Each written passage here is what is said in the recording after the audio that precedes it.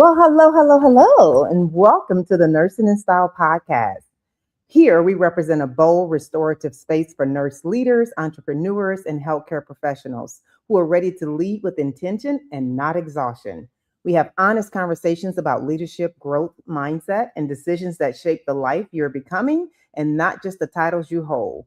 This is where ambition meets integrity, where purpose meets strategy, and where you are empowered to lead your best life professionally, personally, and unapologetically. Today, we're going to be talking about culture is the currency, building healthcare organizations where nurses want to stay, lead, and thrive. Today, I want you all to go and click on the little bell to get your notifications, like and follow Nursing in Style podcast here on YouTube. Follow us on LinkedIn and on Instagram, Facebook, TikTok, you name it, we're there. Today, our conversation is one that every healthcare leader needs to hear. We're talking about culture, not as a buzzword, but as a strategic currency that determines whether nurses stay, lead, thrive within your organizations. So, joining us today is Jordan VanName, RN, founder and lead consultant of FusionIQ Nursing Solutions. Jordan is a seasoned healthcare leader with nearly 2 decades of frontline clinical experience, spanning high acuity burn and trauma care, specialty nursing, home infusion, and specialty pharmacy operations. Through her work, she's helped healthcare organizations bridge gaps between clinical excellence, operational efficiencies, and sustainable leadership. Jordan founded Fusion IQ after witnessing firsthand how fragmented systems and poor leadership alignment contribute to burnout, inefficiencies, and disengaged teams. Her mission centers on creating cohesive, people centered systems where nurses are supported, leaders are equipped, and organizations can grow with integrity. Jordan, welcome to Nursing in Style podcast. I'm so honored to have you here, and I'm looking forward to the discussion. The talk is always, we can't find nurses, right? We can't find nurses, we can't keep nurses. And I always say, nurses know nurses, and nurses go where they feel love and where they feel supported. They will invite their other nurses to come and work for you. So if you have nurses not wanting to come work over there, might be something going on. So, to start us off, can you share a bit about your journey in healthcare leadership and what led you to focus so deeply on culture? Yes, so thank you for having me today, and I'm excited to speak about this. My journey in administration kind of landed in my lap, I guess you could say. I started with a move to Florida, so brand new location. And when I moved here, I had to learn quickly how to transition from being that field nurse in the field to helping others. And that's where I realized that I was in a really good spot, that I was supported by management who saw something in me to bring me into leadership and have me continue to advance. And what I learned from that was they saw something in me and they wanted to keep me, and they really inspired me to continue to lead that way. So I started with good leadership, and I had good mentors in the beginning. That led me to continue on that journey today, and that's what has really sparked this. Is I know that nurses have a hard time learning the ropes, and getting into home infusion is not always super easy to do. And so I think it's important that as administrators, we're looking at that and seeing who can we bring on, who culturally fits, our vibe for our company. Yeah. And you mentioned having great leaders in the beginning. That kind of sets the tone. Because once you set that tone, if you get anything less than that, it's an eye opener moment. And being the boss that you want to have as a boss is important to kind of mirror what you want to see happening for you. So, when you hear the phrase culture is the currency, what does that mean in the context of today's healthcare organization? What is culture is the currency? What is that? Saying culture is the currency, especially in home infusion, what I mean by that is culture is what organizations are actually spending every day, whether they realize it or not. In home infusion, we can't always rely on consistent oversight, because we're asking our nurses to deliver high quality care to patients that are high risk. And when we do that, we need to invest time in knowing our employees. They will grow and thrive in this business if you give them that respect. So how can a new leader, I love our world, home infusion world. How can a new leader, let's say in our space, home infusion, do that? How can they? I mean, we're so busy. We got so much going on with having the staff. We got all of these changes. We're dealing with pharmacy. How do we build or get to know our? What are the little nugget things that we can begin to do that? I think really allowing, I always like to think of everyone as my team members because I'm no better than my team members. I know what they're doing, they know what I'm doing. I feel more as the advocate. And so, what I think as a field nurse may be out there to make them feel that they are heard, we need to hear what challenges are being met. Having the availability to talk to these nurses, giving them clear expectations and what to do. It's easy to say, here's your patient, go and do whatever you need to do. But things pop up and they need to know who at my job am I contacting if something happens. We need to not live in the if world, but Mhm, things do pop up as nurses. That's why we're there. So knowing how to direct these nurses to the right people so that they can feel understood and mhm. also tell us what's happening out there. I feel the newest thing that I hear from field nurses is, patients having cameras. They're all over. We're not getting away from that, right? Um, I have them too. But, questions that I hear nurses talking about is, at what point is their privacy being invaded? Or are they doing anything wrong? And so these are things that I think as administrators, we have to listen and hear what they're saying and how do we help them be prepared for that and getting in front of it. If we have Mhm. this being mentioned and we know that it's happening, everybody has a Ring doorbell. How are we getting in front of that? Yes, you're going to be recorded, people. All right. So listening, providing that support, recognizing technology is changing rapidly.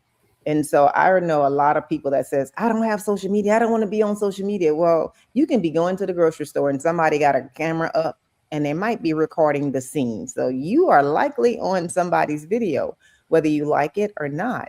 And so we are dealing with this. And I believe that agencies have to really think about policies around how do they handle that, because patients will want to sit there and record everything that you're doing. So nurses always have to be conscious. I always say operate as if a camera is on you. That Just is act right. like there's a camera that's up there that could be up there watching you. And so how would you perform? Always act as though a camera is on you. And I think if you do that, you're going to always produce the best work because that's what you should be at all times. Yeah. Yes, exactly. All right. Let's see. So, on the daily basis, from your experience, what does a healthy nurse center culture look like in daily practice? Not just policies, not just mission statements. I mean, I've heard some very cliche mission statements like, we're the place you want to work. And you walk through the door and you can feel the tension in there. So, on a daily practice, what does a good, healthy culture look like? In home infusion, it looks to have nurses knowing exactly who to call and actually getting that support when something feels off, whether we're directing them somewhere else or we're handling it for them. And I think even if we leave it, since we're in the home infusion space, when we're talking about pharmacies, pharmacies want to ensure you're working. I would say definitely make sure you have an ACHC agency or one that's looking to move that way, and that their policies align with INS and IGNS standards, and that the time, the tools, supplies, all of that is expected from that agency. So that way they know that that culture is there because Mhm, they have those standards. Now their agency has that standard. They should know, we get our referrals from pharmacies and physicians. It's important that, our nurses know exactly what to do. We can explain that clearly. If somebody asks right then, hey, patient's having a reaction, what do you do? And that nurse has to second guess. I feel that we failed as leadership at that point. If they question what do they do, in case there's something that's going on. And so I think it's important that leadership understands the reality of that field work. So knowing who to call. So I'm happy you point that out. In home infusion nursing, it's like remote workers, right? For people that work for large insurance company, remote working, feeling like they're on an island, not knowing who to call. I mean, I've heard this as I've gone in and supported organizations. And so having that sense of support, having that sense of knowledge and education, as long as I've been in the infusion world, it still makes me cringe when I hear people say, I don't know what the what's INS standards? What is that? I'm like, what? And you're giving infusions? What's IGNS standards? What? And you administering IVIG products, right? And you don't know these things. And so it always kind of, freaks me out a little bit that we have people who are out here that don't realize that they're going to be measured against these things if, their records land in court for whatever reason. So having the knowledge, having the support, knowing that they can call someone. So if they feel like they're boxed in or don't know someone, I can call my leader. And so being able to call my leader makes me feel like I have a sense of support. I would have to agree with that because I've heard it over and over from the workforce when people feel like they know who to call. So, those of you leaders that are watching this, make sure you do an assessment. Do your people know who to call? When they call, do they feel like they get an answer? Or do they feel like their emails sit unanswered for days? That's another sign that you may be creating a toxic work culture. Okay. So thank you, Jordan. What are the most common signs that a workplace culture has become toxic, even if leadership believe things are functioning well? I've heard this too. Oh, we're doing great. Mhm. So I hear this a lot myself, and I think it's is what you would define as quiet compliance. Um, it, Quiet compliance. Let that marinate. yes, What does that mean? that is just where they're just making it work. Nurses stop escalating and they just make it work. I don't like the word I'm making it work or work around because it really derails the situation. And so I think it's important that if people are not bringing issues to you, you need to check your culture because there's some reason they don't want to bring an issue to you. Other things that happen when it's toxic is you start normalizing near misses or unsafe workarounds, Mhm. and also your documentation starts slipping. Those nurses, they're hesitant to turn it in. Same can be said, I do feel a lot of times that we kind of have a little overzealous on our documentation. We all need to document, but how we approach, our field nurses is important because they need to know that they're supported. And if they feel they're being penalized versus being educated, there could be a huge miss there. And that could also be a sign of toxic environment. And maybe it's only you're just trying to do your job. But if that's how you feel, you need to make sure nurses are communicating with nurses. We owe each other the same mutual respect. Yes, yes. You gave out a lot of great nuggets there. And what this reminds me of, relationships, right? Intimate relationships when a person's kind of had enough, that compliance, that silent compliance thing, they just kind of unattached, right? Just I'm just in the motions, just until I get my exit, I'm here. This is why all of a sudden you think that you have a good culture and you have a nurse that's a great nurse that just throw up the sign. I quit. Like, I'm giving you my 2 weeks notice. This is what happens. So it's usually a disengagement that's happening before that notice actually comes forward. And so having a good exit interview will give you some insight on what's happening in your culture. So Yeah. good nuggets there. All right. So how does leadership intentionally or unintentionally contribute to the creation or continuation of an unhealthy work environments?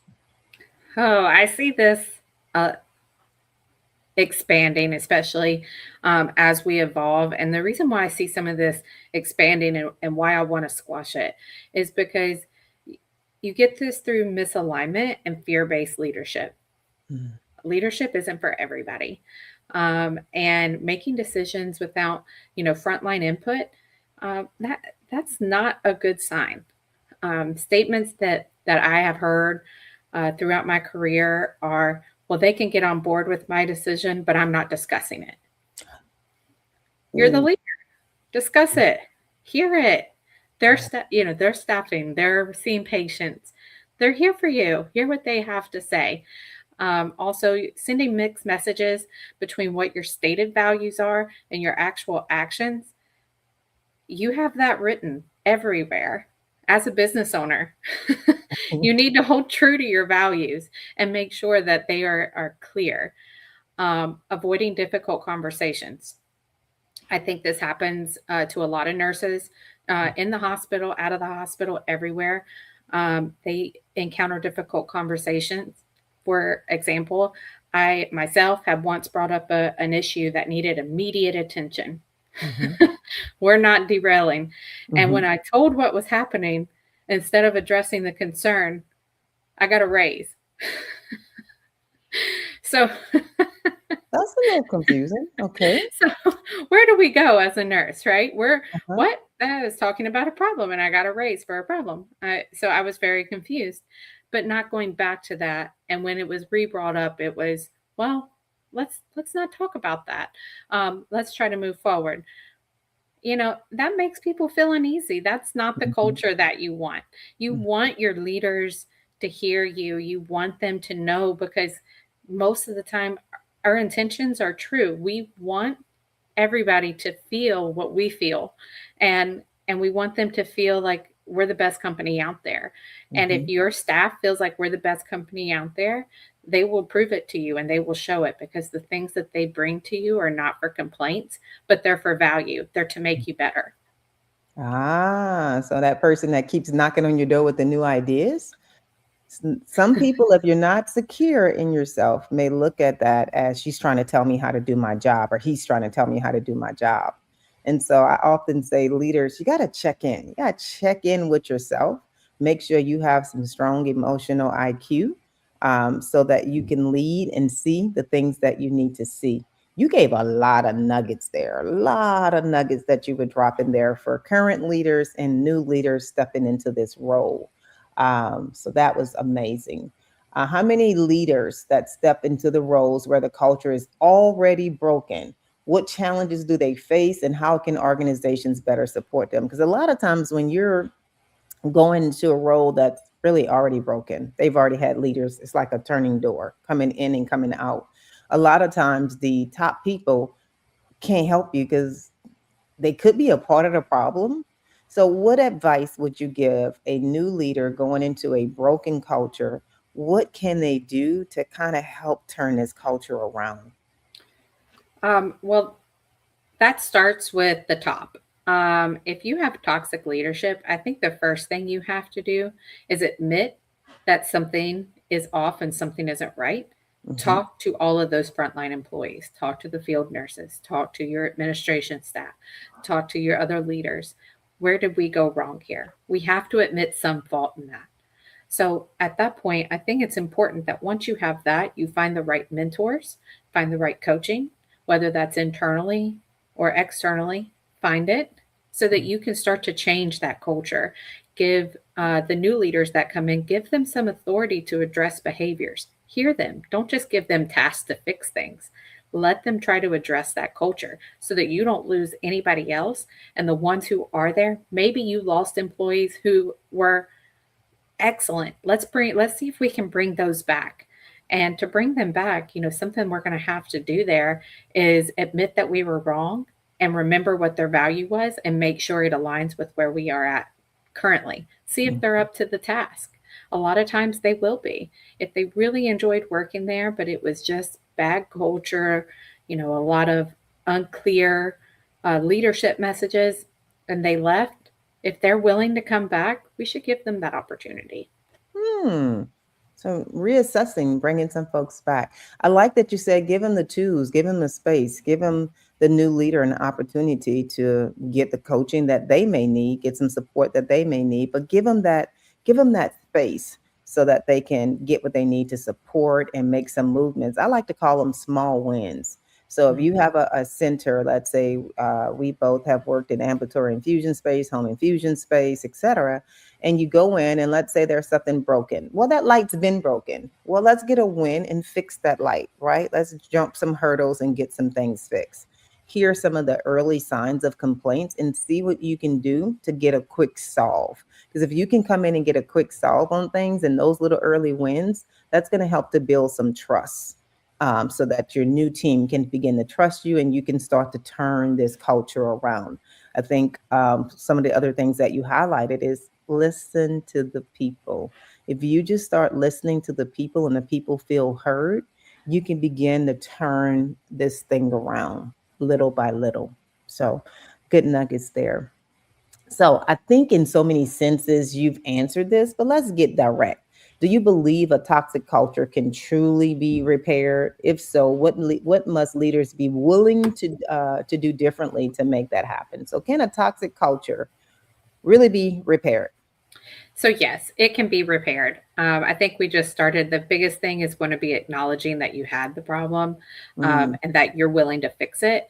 And right behind that, I would say is going ahead and letting your team know that you're not all being replaced. We're making these moves because we want to improve, and there's going to be some short-term discomfort so that we can have long-term stability. I think if you can do that, you're on the path to success at that point. I like it. I like it. I like it. So cultures can be repaired, you all. Your cultures can be repaired. Acknowledge it. Some people just say, "Oh, we just got to get rid of a few apples." Not always. Sometimes we got to clean the whole thing out, right? And then reset. It's kind of like mold. So we just gonna put a little layer of paint on that mold. At some point, that mold gonna come right on back through. We gonna see it again, right? And so a lot of organizations do what I call paint repair on mold, improper painting on the mold. No, you got to get to the source.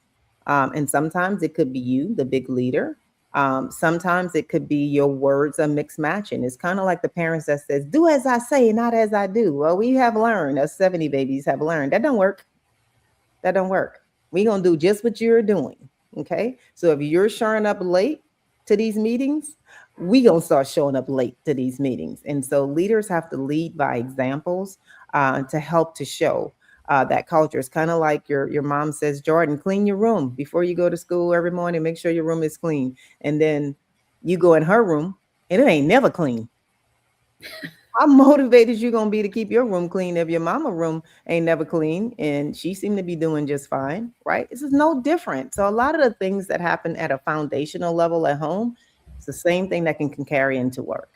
And so we got to think about this as we're building businesses and creating businesses or doing a leader changeover. Is what you're saying matching your actions? Does it line up? Right? Correct. Yeah, yes. I like to say, I'm not going to say what I was going to say. I like to drive cars that go fast. And every now and then, I want to test and see if that number is it going to do that, right?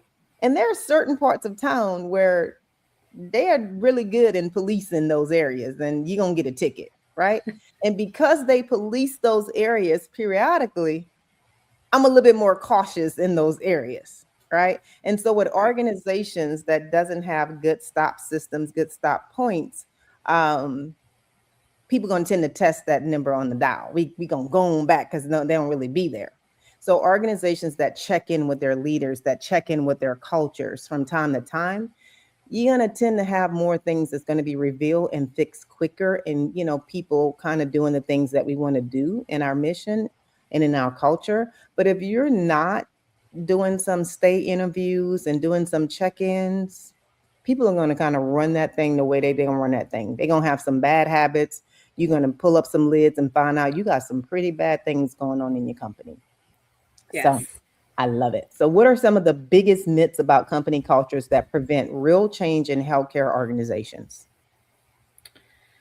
Ooh. Well, you know, when you're doing this, you got to make sure that you understand that nurses talk. um, Ooh, nurses so talk? What they talk about? we Nurses talk. chat. What do you mean? We love to chat. I do notice that we have, I did a little bit of research on this, Hmm. and nursing turnover can cost a company between 40,000 and 64,000 for the year. So there is potential. I mean, that's a lot of money, and that's for one nurse. Mm, So when you're losing these nurses, and I'm talking about through all the spaces that, I help, cater to, Mm-hmm. that could be a patient, and not just their one patient. Sometimes they got 15, 20 patients. You lose Mm-hmm. all of them Yeah. because those patients are dedicated to those nurses. Yeah. That's their family. Same with, in an infusion suite, you can't afford to have a bad reputation.